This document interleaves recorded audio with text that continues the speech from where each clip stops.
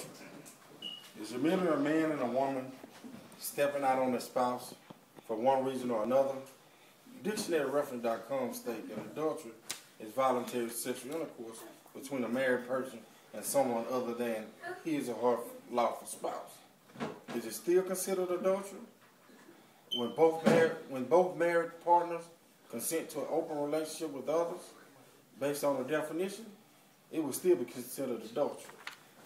If a married couple decides to swing, Wikipedia.org states that swinging or partner swapping is a non-monogamous behavior, and with both partners is committed to relationship agreement. This act is considered open-minded by those who participate in swinging because it becomes very popular among married and other committed couples. Therefore, if an act like swinging is growing in popularity, it is considered adultery, and this is wrong.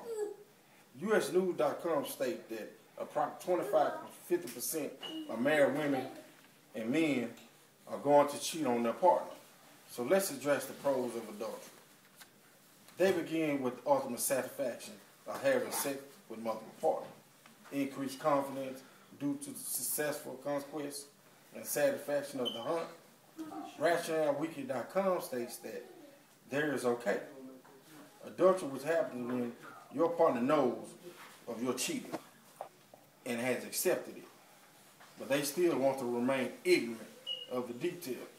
This is considered healthy because all parties are informed. The cause of adultery begins with the fact that this is a mortal sin and is frowned upon. Someone always gets physically or mentally hurt. It's dishonest and it's ruined lives. Everyone here can think of someone they know, acquainted with, or heard about that had experienced some form of adultery. It is not often anything good ever comes from the act. There are some situations where a man tells his mistress that he's going to leave his wife, and he actually does it. But those situations are few and far between. In the norm, men use the promise of leaving their control to the situation, and women remain attached in the hopes that they will come.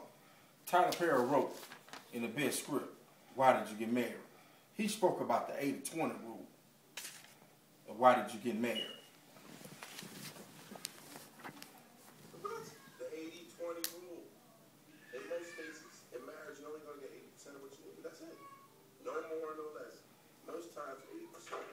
Now, here comes this woman offering 20%. Or 20% was real good when you ain't getting it.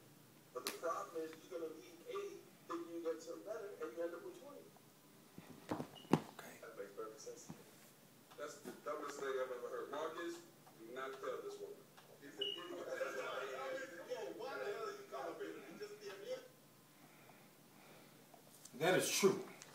Partners are only guaranteed 80% in a relationship, and we sacrifice it for the 20% when we engage in adultery. Many believe that men cheat more than women, but this is not the case. Women have learned how to cheat. From the signs of the men are so clumsy about to perfect them. They don't spend excessive time away from home. They continue the same level of sexual interest. They are always available. They limit their outside functions. Their cell phones are always clean. They delete all incoming evidence, and they ensure that their partners pick up the bill. I believe that adultery is wrong in every form. When a person makes a commitment to another, they do it with their heart. Adultery is a slap in the face to say to your partner that you are not good enough. Your woman may say that she understands you, continues to forgive you, but in the back of her mind, she's thinking about the next man who will be at home with her while you are fraternizing with others.